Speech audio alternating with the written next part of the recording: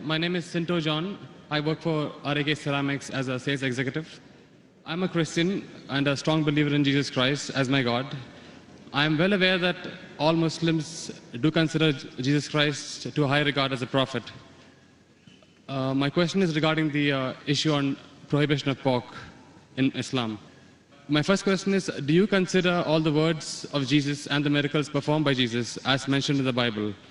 And if so, let me explain to you one thing. The premise in which Christians believe that pork or no food is prohibited is from the gospel when Jesus says that whatever comes into you goes out of you, but what comes from your heart is what makes a man pure or impure.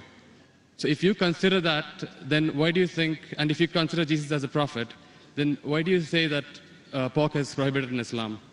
And if not, what do you think Jesus meant by when he said that? Before I answer the question, I'd like to welcome the chairman of the Dubai International Holy Quran Award, Mr. Ibrahim Bumala, and also the deputy chairman, Dr. Saeed, for giving us a wonderful opportunity and making us available this hall till so late also, mashallah. I'd like to thank him. And I pray to Almighty God that He gives more opportunity for people of Dubai to hear such lectures, and so that more and more people get hidayah. And inshallah, the thawab of the people accepting Islam will also go to the Dubai International Quran Award, inshallah. To Dr. Ibrahim Bumala and also to Sheikh Muhammad, inshallah. The brother asked the question that, do I believe in the miracles of Jesus Christ mentioned in the Bible? Brother, I believe whatever is mentioned in the Bible, if it matches with the Quran, I believe in it. If it goes against the Quran, I disbelieve in it. If it does not go against, does not match, it is ambiguous. Whatever is matching with the Quran, I believe in it. As far as the second part of the question is concerned, that you say regarding the prohibition of pork, it has been nullified because Jesus Christ, peace be upon him, says, whatever comes in to you goes out, and main thing is from your heart. How does this nullify? You fail to realize that means you are not reading the Bible. Jesus Christ, peace be upon him, said in the Gospel of Matthew, chapter number 5, verse number 17 to 20, it says, think not that I have come to destroy the law of the prophets. I have come not to destroy but to fulfill. I have come not to destroy but to fulfill. Whosoever shall break one jot or tittle from the law, he will be called least in the kingdom of heaven. That means you cannot break one jot or tittle from the law. That's what Jesus Christ, peace be upon him, said. Now you pick up another verse and says, what comes into you goes out, what is from your heart, you can have pork. Where does it mean you can have pork? You're contradicting your God, Jesus Christ, peace be upon him. It says, think not that I have come to destroy the law of the prophets. I have come not to destroy but to fulfill. Unless the heavens and the earth pass away, not one jot or tittle can pass away from the law until they are fulfilled.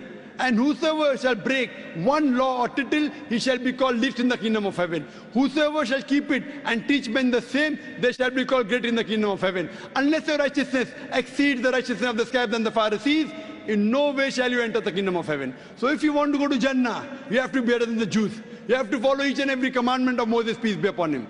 This is the teachings of Jesus Christ. Gospel of Matthew, chapter number 5, verse number 17 to 20. Okay, if that is so, then what do you think he meant when he said that whatever you eat comes in, whatever comes in out and goes out of you, what is from your heart is what decides what is pure or impure? It is simple. What comes in goes out. What's the problem in that? No, whatever you eat goes out. Is there any problem in that? No, it was asked in relevance when Jesus' disciples were questioned by the Jews that why are they not following the traditional ceremony of washing their hands before eating food.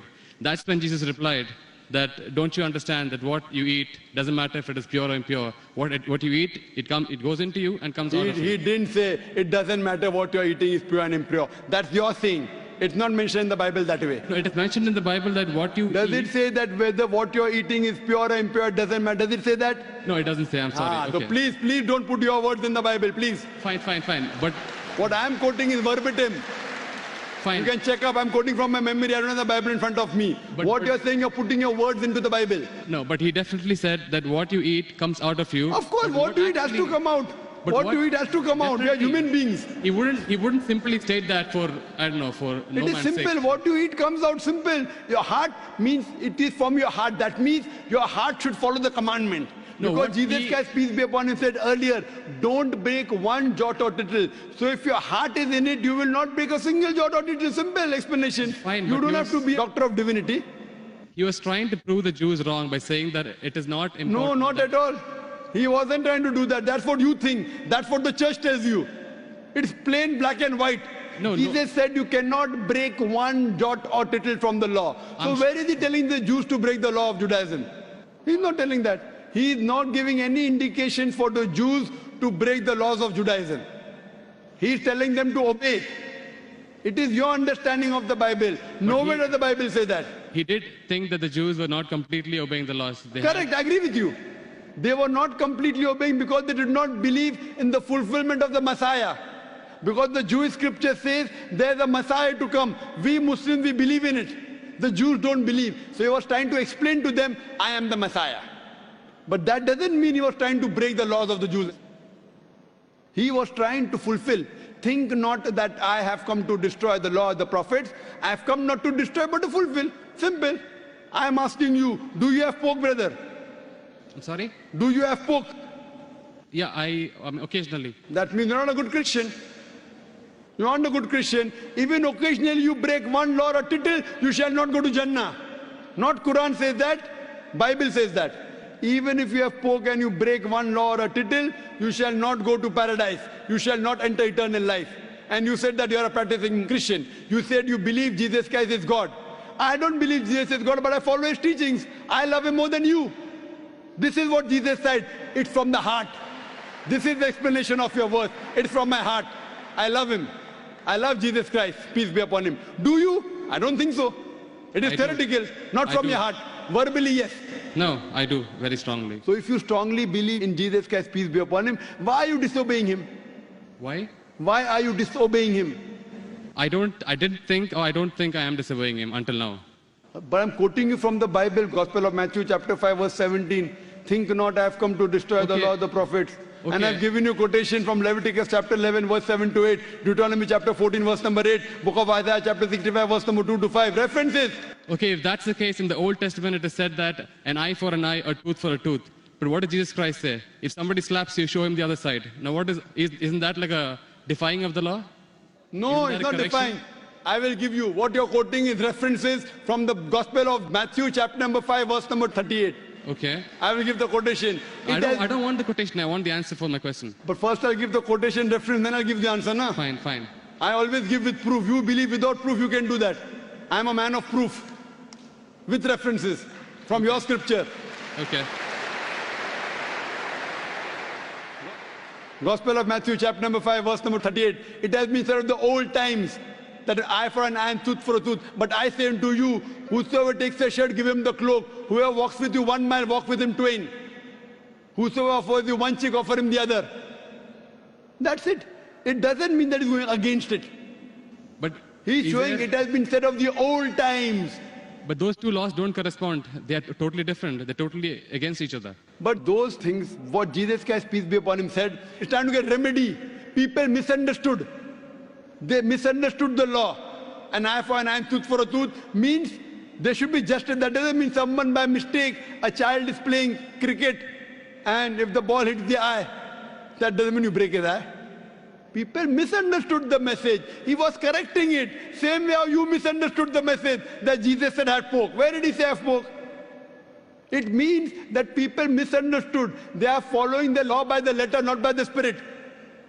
What you have to realize that it means that if by mistake someone is playing cricket and suppose the ball hits the eye, that doesn't mean that you have to take the eye of the boy. So you have to follow the law in the spirit. And you have to see the meaning of it.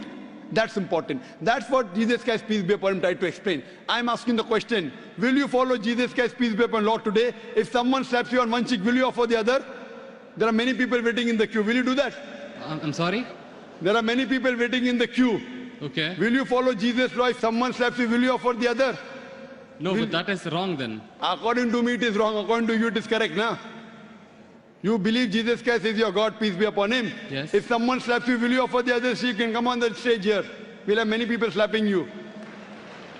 I didn't understand actually. It's not clear. That verse of the Bible also says someone slaps you on one cheek, offer the other. Yeah. Do you believe in that law? I do, yes. So if someone slaps you, will you offer the other cheek? Exactly. If I don't, that means I'm disobeying his laws. That's it. Okay, suppose if I tell that from today, everyone will come and hit you on the cheek. Maybe once or twice you'll offer. Will you offer always? Well, that depends on my depth of the faith. I mean, if I'm really strong believer, then I would definitely offer. Is any Christian worth the name born today who will keep on offering his cheek? I have not met anyone. Do you agree that 30,000 people here, 30,000 slaps, will you take? But believe me, there are really true believers who would. I am asking you, will you leave us as others? Will you? I don't know. That means not a believer.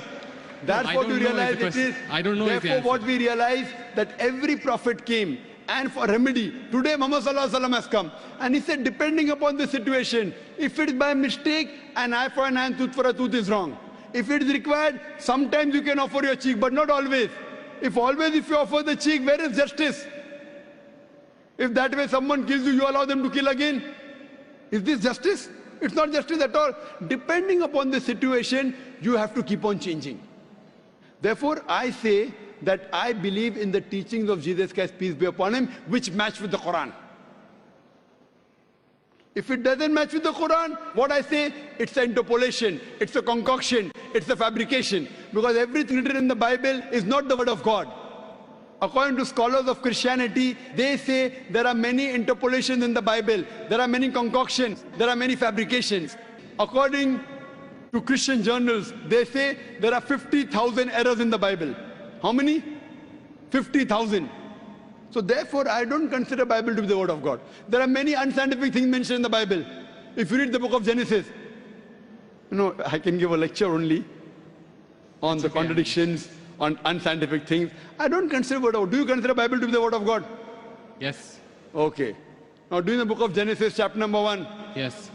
verse number 16, it says, Almighty God created two lights. The greater light, the sun, to rule the day, the lesser light, the moon, to rule the night. Bible says the light of the moon is its own light. Do you believe in that?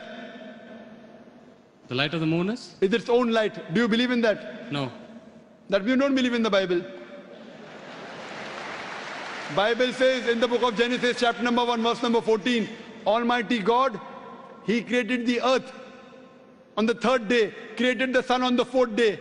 That means the earth and vegetables came before and sun came later on. Do you know science, brother? I'm sorry? Do you know science? Yes. The Bible says earth came first and then came sun. Is it correct? I don't know. No. Scientifically, is it correct? The earth came first and? Then the sun came. Earth came on the third day, sun came on the fourth day. Is it possible? We know the sun is the parent body in the solar system. All the planets that revolve around the sun, they are the bodies from the sun. You know the Big Bang? Yes. So it is created simultaneously. But the Bible says earth on the third day, along with vegetables, sun on the fourth day. How can the vegetables survive without sunlight? Is it possible? If God can make it that way, why not? But do you believe in that? See what God can do, but will God do something which is wrong? Illogical thing God will do. See, reasoning with God, I don't think it is in our scope. It is beyond our scope. It is not in your scope, but in the scope of human beings like me. God has to be logical. You can't be illogical. Then if you say illogical, then you believe every monkey, any stone, any tree is God. But what What our brothers in India do. Everything is God for them. And then you say, don't argue with God, don't reason with God. So then you start worshipping the stone also. Brother, you can't be illogical. Seek ye the truth shall free you. Thank you. So hope you seek the truth, brother. Sure. I appreciate the